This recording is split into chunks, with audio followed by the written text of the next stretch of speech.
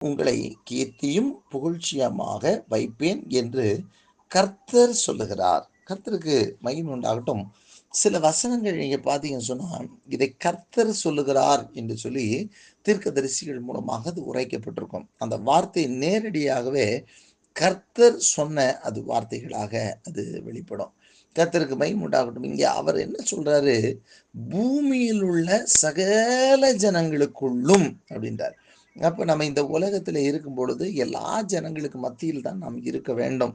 அதை விட்டு அப்படியே வேறு பிரிச்சவங்கள அப்படியே தனித்து ஒட்டும் இல்லாம அதுவும் இல்லாம இருக்க போறதில்ல. இந்த உலகத்துல தான் நம்ம இருக்க போறோம். உலகத்துல தான் எல்லா கடையிலும் ஜாமான்கள் வாங்க வேண்டி இருக்கும். அவங்களுடைய வாகனங்கள பயணிக்க வேண்டி இருக்கும். இப்படி பல வகையில அநேக ஜனங்களோடு நாம் கலந்திருக்க வேண்டி இருக்கும் கண்டிப்பாக. அப்படி இருக்கும்போது ஆண்டவர் சொல்லுகிறார், பூமியில் உள்ள சகல ஜனங்களுக்குள்ளும் என்று சொல்லி சொல்லுகிறார். அதாவது ஜனங்களுக்கு உள்ள நான் உங்களை கீர்த்தியும் புகழ்ச்சியுமாக வைப்பேன் என்று கர்த்தர் சொல்லுகிறார். அப்போ இதுல ஆண்டவர் ஒரு அழுத்தமா சொல்றது என்னன்னா, இன்றைக்கு அதாவது நான் உங்களை கீர்த்தியும் புகழ்ச்சியுமாக வைப்பேன் என்று கர்த்தர் சொல்லுகிறார். அப்ப நான் உங்களை கீர்த்தியும் புகழ்ச்சியுமா வைப்பேன் என்பது கர்த்தர் சொல்லுகிற வார்த்தை. அப்ப நம்மள கீர்த்தியும் புகழ்ச்சியுமா வைக்க போகிறது யாருன்னா அவர்தான், கர்த்தர் தான். இப்ப அதுக்காக ஆண்டவர் கீர்த்தி புகழ்ச்சி வைக்க போறாரு அப்படின்னு சொல்லி நம்மளா சுய பெருமையை பேசுவதற்கல்ல, அவர் நம்முடைய பெயரை பெருமைப்படுத்துகிறவர். ஆதியாகமத்திலே வாசிக்கும் போது 12ஆம் அதிகாரத்திலே ஆண்டவர் ஆபிரகாமை பார்த்து சொன்ன, நான் உன் பெயரை பெருமைப்படுத்துவேன் என்று சொல்லி ஆண்டவராகிய தேவன் அங்கே சொல்லுகிறதை பார்க்கலாம். அப்போ நான் உன்னை பெரிய ஜாதியாக்கி உன் பேரை பெருமைப்படுத்துவேன் அப்படின்னு சொல்லி ஆண்டவர் சொல்லுவார். இங்கேயும் கர்த்தர் சொல்லுகிற வார்த்தை, பூமியில் உள்ள சகல ஜனங்களுக்குள்ளும் நான் உங்களை கீர்த்தியும் புகழ்ச்சியுமாக வைப்பேன். நான் தான் உங்களை கீர்த்தியும் புகழ்ச்சியுமா வைப்பேன். அந்த கீர்த்தி என்னால் தான் வரும். நான் தான் உங்களுடைய சொந்த திறமையில கிடையாது, உங்களுடைய கடினமான உழைப்பினால கிடையாது. நானே அந்த கீர்த்தியும் புகழ்ச்சியும் நான் உங்களுக்கு கொண்டு வருவேன் என்பதுதான் அந்த வசனத்தினுடைய மிக ஆழமான ஒரு அர்த்தமா இருக்கிறது.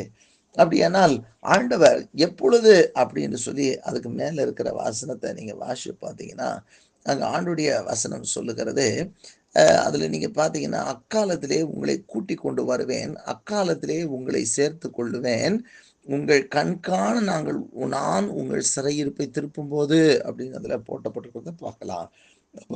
ஆண்டவர் என்ன செய்றாரு? உங்களை கூட்டிக் கொண்டு வருவேன், உங்களை சேர்த்து கொள்ளுவேன், உங்கள் சிறை இருப்பை திருப்பும்போது என்று சொல்லி அதுல 3 காரியங்களை அங்கே சொல்லப்பட்டிருக்கிறதை நாம் பார்க்கலாம். அப்ப கூட்டிக் கொண்டு வருவேன் அப்படின்னு சொல்லும்போது, எங்கோ இருக்கிற ஒரு நிலையிலிருந்து, எங்கோ சிறைப்பட்டு போன ஒரு நிலையிலிருந்து ஆண்டவர் நம்மை வெளியே கொண்டு வருகிறவராக இருக்கிறார். கொண்டு வந்து அப்ப இதுல 3 காரியம் சொல்லியிருக்கு. நான் அந்த ஒரு காரியத்தை மாத்திரம் நான் உங்களுக்கு முன்பாக சொல்லி ஜெபிக்க போகிறேன். எங்கே இருக்கிறோமோ, நாம் அதாவது ஏதோ ஒரு அடிமைப்பட்ட சூழ்நிலையிலோ, அல்லது சிறைப்பட்ட சூழ்நிலையிலோ, அது எந்த இடத்துல நாம் இருக்கிறோமோ, நாம் இருக்கிற இடத்திலிருந்து ஒருவேளை வர முடியாத ஒரு சூழ்நிலை, விடுவிக்கப்பட முடியாத ஒரு சூழ்நிலை, அப்படிப்பட்ட இடத்திலிருந்து ஆண்டவர் அக்காலத்திலே உங்களை கூட்டிக் கொண்டு வருவேன் அப்படி சொல்ல. அப்ப கூட்டிக் கொண்டு வருவேன் என்று சொல்லும் பொழுது, ஆண்டவர் நம்மை கீர்த்தி புகழ்ச்சியுமாய் வைப்பதற்கு எங்கோ அடைபட்டிருக்கிறபடியினாலே நாம் கீர்த்தி புகழ்ச்சியுமாய் இருக்க முடியவில்லை. ஆனால் நீங்க நன்றாய் கவனித்து பாருங்கள், இஸ்ரவேல் ஜனங்கள் எகிப்து தேசத்திலே அடிமைப்பட்டு கிடந்தாங்க. ஆனால் அவர்களை ஆண்டவரே கூப்பிட்டு வந்தார். கூப்பிட்டு வரும்போதுதான் வேதம் சொல்லுகிறது, அவர்களுடைய கீர்த்தி, அதாவது தேவனுடைய கீர்த்தி, அதாவது கீர்த்தி என்று சொல்லும் பொழுது ஒரு பக்கத்துல புகழ், அல்லது அவரை பற்றிய பெருமையான காரியங்கள், அவரை பற்றி மேன்மையான காரியங்கள் எங்கும் பரவி இருக்கிறது. புகழ் என்று சொல்லும் பொழுது நேரடியாகவே அவருக்கு முன்பாகவே, அதாவது இப்போ கீர்த்தி என்பது எனக்கு தெரியாதவங்களுக்கு கூட நிறைய பேருக்கு தெரிந்திருக்கலாம், அங்கெல்லாம் பேசப்படலாம்.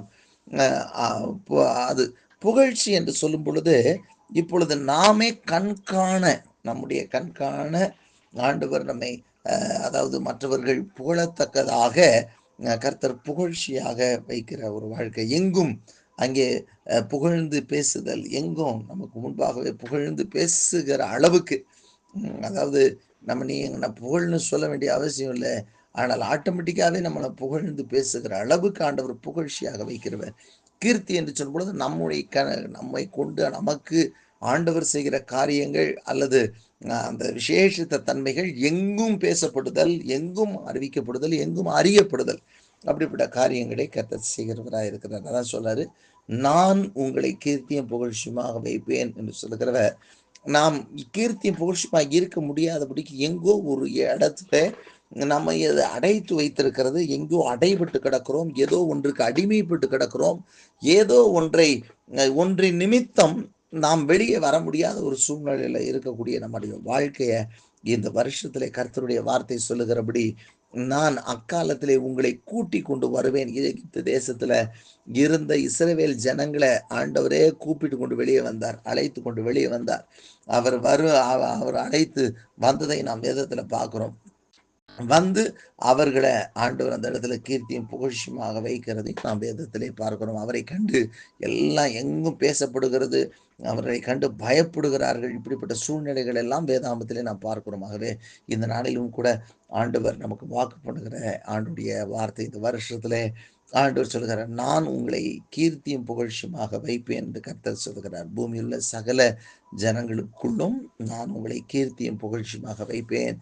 அப்ப எப்படி கீர்த்தியும் புகழ்ச்சியுமா ஆண்டவரே வைக்க போறாரு?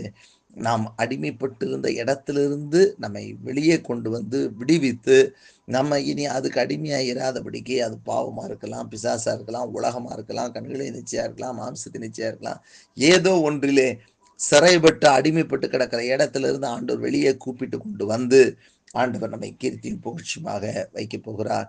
ஒவ்வொருவரையும் ஆண்டவர் அப்படியே கீர்த்தியும் புகழ்ச்சியுமாக வைக்க போகிறார். யோசேப்பினுடைய சிறையிருப்பிலிருந்து வெளியே கொண்டு வந்து கீர்த்தியும் புகழ்ச்சியுமாக வைத்தார். இஸ்ரவேல் ஜனங்களை சிறையிருப்பிலிருந்து வெளியே கொண்டு வந்து கீர்த்தியும் புகழ்ச்சியுமாக வைத்தார். இன்றைக்கும் நம்முடைய வாழ்க்கையிலும் எது நாம் கீர்த்தியும் புகழ்ச்சியுமாக இருக்க விடாதபடிக்கு தடையா இருந்ததோ அந்த தடைகளை எல்லாம் நீக்கி ஒவ்வொருவரையும் கீர்த்தியும் புகழ்ச்சியுமாக வைத்து ஆசீர்வதிப்பாராக.